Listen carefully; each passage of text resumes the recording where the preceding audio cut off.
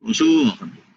Alors, mercredi 10 juin, nous poursuivons notre quarantaine spirituelle dans cette dernière étape, donc de relecture et d'envoi en mission.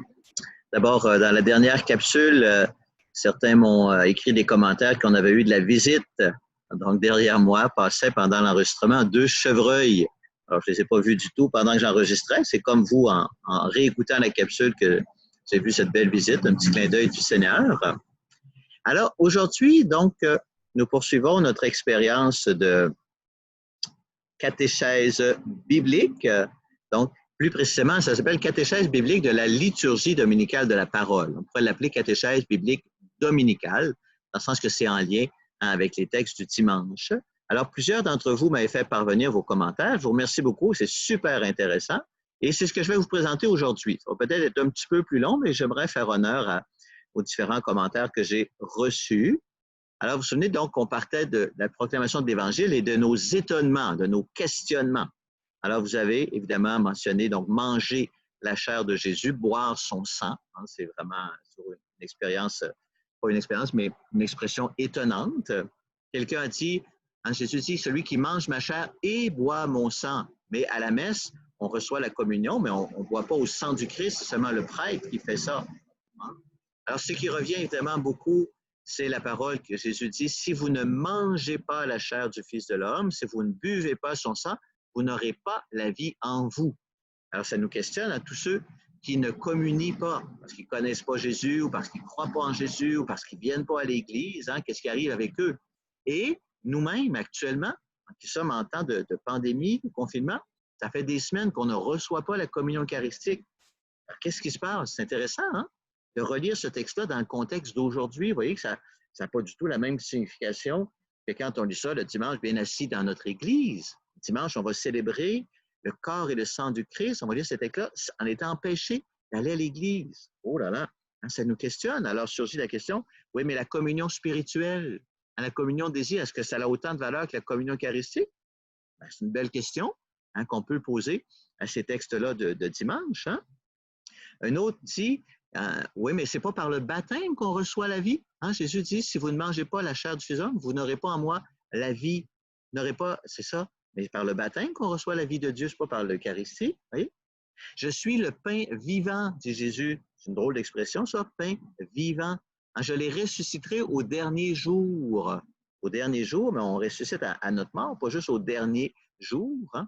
Si vous mangez ma chair, vous vivrez éternellement. Oui, mais on va mourir de la même manière que le peuple juif dans le désert. Vous voyez? Hein, toutes des belles questions. Hein? Quelqu'un dit, hein, Jésus dit de même que le Père qui est vivant m'a envoyé. Hein? Le Père est vivant. Donc, Dieu, ce n'est pas seulement une entité spirituelle, il est vivant. Alors, quand on parle de vie dans le texte, ben, on ne parle pas seulement de la vie physique, puisqu'on parle de la vie de Dieu. Vous voyez? Alors, c'est toutes des belles questions. Hein? Alors, donc, on poursuit, là, on essaie de faire des liens. Et là, en faisant les liens, hein, quelqu'un disait, ben, c'est utile de faire comme si on ne savait rien, hein, de ne pas faire référence à notre savoir. Est-ce qu'il faut lire le texte comme si c'était la première fois qu'on lisait ce texte-là? Bon, oui et non. On ne met pas de côté notre savoir, on ne met pas de côté toute notre expérience, au contraire. Hein? Mais ce qui est important, c'est de rester collé au texte pour être en dialogue avec Dieu. Parce que vous voyez, le danger, c'est de ne pas être en dialogue avec Dieu. Si je fais toujours référence à ce que je sais déjà, ben, je ne suis pas en dialogue avec Dieu, je suis rien qu'en dialogue avec moi-même. Et c'est vrai d'ailleurs dans nos relations humaines. Hein? Quand je parle avec quelqu'un, je peux très bien ne pas être en dialogue avec la personne, mais je la connais, la personne. Je sais qu'est-ce qu'elle va dire. Hein? Ça fait des années qu'on se connaît et là, je ne suis plus en dialogue avec la personne, mais uniquement avec moi-même, avec mon savoir. Vous voyez?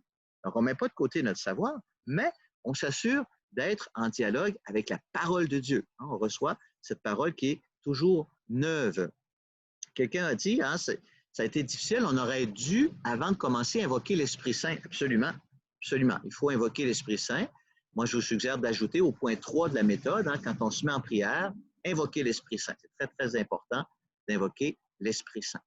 Bon, dans les liens que vous avez faits avec la première lecture, hein, dans le désert, Dieu a nourri son peuple avec la manne et avec l'eau du rocher. Donc, il leur a donné ce dont ils avaient besoin au jour le jour. Hein, Jésus nous donne aussi la nourriture dont on a besoin aujourd'hui pour notre marche vers la terre promise. Hein? dans le désert, Dieu a donné une nourriture périssable pour une vie périssable. Jésus, lui, donne une nourriture impérissable pour une vie impérissable, la vie éternelle. On dit, hein, de la manne dans le désert, cette nourriture que ni toi ni tes pères n'aviez connue. Oui, c'est une nourriture inconnue du peuple. Même chose pour l'Eucharistie. Jésus nous parle de quelque chose qui est inconnu. Et quelque chose on n'arrive pas vraiment à connaître, à comprendre. Oui? Donc, c'est toujours par la foi qu'on reçoit la nourriture de Dieu. C'est par la foi, c'est dans la foi que le peuple de Dieu recevait la nourriture de la manne. C'est dans la foi qu'on reçoit l'Eucharistie. C'est dans la foi que le peuple de Dieu a accueilli l'eau jaillie du rocher. C'est toujours par la foi. Et quelqu'un concluait justement en disant ça, après avoir nommé tous ces questionnements, finalement, devant tout ça, ce qui compte, c'est la confiance. Oui, c'est beau, c'est la confiance. Bon, évidemment, il y a eu beaucoup de commentaires sur la parole de la première lecture. L'homme ne vit pas seulement de pain, mais de tout ce qui sort de la bouche de Dieu. Donc, Jésus, il est la parole de Dieu, la parole éternelle qui sort de la bouche de Dieu. Donc, il nous nourrit, pas seulement par le pain de l'Eucharistie, il nous nourrit par sa parole. Vous voyez, donc il y a tous des liens, le pain, la parole, l'Eucharistie. Bon, c'est tout ça qui marche ensemble. Vous avez fait des beaux commentaires aussi sur, souviens-toi de la longue marche que tu as faite pendant 40 années dans le désert pour t'éprouver. Il y a eu des beaux commentaires sur ça pour dire il faut des années pour approfondir notre foi, en particulier notre foi en l'Eucharistie. Il faut être éprouvé. On est éprouvé dans la vie pour connaître la faim et la soif. Et là, on crie vers Dieu. Et là, on découvre que l'Eucharistie, c'est une réponse. Mais si on n'a jamais crié vers Dieu, on ne comprend pas pleinement l'Eucharistie, le don du corps de Jésus, du sang de Jésus. Et actuellement, dans ce temps de confinement, c'est ce qu'on expérimente, notre pauvreté, on crie vers Dieu, on a faim, d'une faim qu'on n'avait jamais expérimentée. Vous voyez? Alors, ce cri qu'on lance vers Dieu nous aide à accueillir cette parole d'une manière nouvelle. Et là, Dieu vient nous réconforter dans nos souffrances. Comment? Actuellement, il ne nous réconforte pas en recevant le pain de l'Eucharistie, mais il nous réconforte par sa parole. C'est pour ça que c'est si important, ce partage de la parole. Vous voyez, on fait une nouvelle découverte. Un commentaire que j'ai trouvé original aussi. Dieu a donné à son peuple la manne dans le désert. Il les a nourris, même il y a eu les cailles aussi. Il leur a donné à boire l'eau du rocher et le peuple toujours en train de chialer. Vous voyez? Aujourd'hui, Dieu nous donne son Eucharistie. Là, on n'a pas l'Eucharistie, mais on a sa parole. Dieu nous donne sa présence, nous donne tout. Et on est toujours en train de chialer. C'est pas pire, hein? La relation entre Dieu et son peuple, c'est un peuple de chialeux.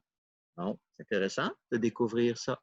Bon, des liens avec la deuxième lecture, il y en a eu moins, mais quand même, Saint Paul qui dit « Le pain que nous rompons, n'est-il pas communion au corps du Christ? » Donc, Paul ne dit pas le pain que nous mangeons, mais le pain que nous rompons. Le simple fait de partager le pain de Dieu, partager la parole, c'est déjà une communion au corps du Christ. Et il ajoute la multitude, par la communion au même pain, la multitude que nous sommes, formons un seul corps. Et dans l'Évangile, Jésus parlait surtout de notre relation personnelle avec lui. Celui qui me mange vivra par moi. Et là, il y a aussi cette relation avec les autres. Par la communion, nous formons un seul corps. Donc, quelque part, nous sommes en lien avec les autres. On pourrait dire quasiment, comme on dit moi en Jésus, Jésus en moi, on pourrait dire moi dans l'autre et l'autre en moi. Il y a cette communion qui nous élargit. Bon, ensuite, vous avez fait référence à d'autres textes bibliques. C'est sûr que c'est intéressant. Des textes qu'on n'a pas nécessairement sous les yeux, mais comme on médite la parole depuis des années, la parole de Dieu nous habite. Est-ce qu'on met de côté ces textes-là? Ben non. On en tient compte aussi, les autres textes qui sont en nous. Mais encore une fois, il faut juste s'assurer qu'on accueille la parole neuve que Dieu veut nous donner. Mais c'est sûr que la parole de Dieu qui nous habite vient aussi enrichir notre partage. Par exemple, vous avez dit, boire son sang, ça fait référence à la coupe. Jésus a dit que je vais boire la coupe que le Père m'a donnée, c'est aller prendre sa mission jusqu'au bout. Donc, vous voyez, boire le sang de Jésus, c'est accomplir aussi notre mission jusqu'au bout. L'eau jaillit du rocher, ça rappelle l'eau qui a jailli du cœur de Jésus, qui est la naissance de l'Église, vous voyez? Donc, c'est un enrichissement. Et cette période où on ne peut pas communier au pain de l'Eucharistie, quelqu'un dit, ça me fait penser à Jésus qui dit, les vrais adorateurs vont adorer le Père en esprit et en vérité. Donc, c'est toutes sortes de liens qu'on peut faire qui viennent enrichir la parole. Et plusieurs ont fait référence aussi à leur expérience, en tout de leur expérience de l'Eucharistie.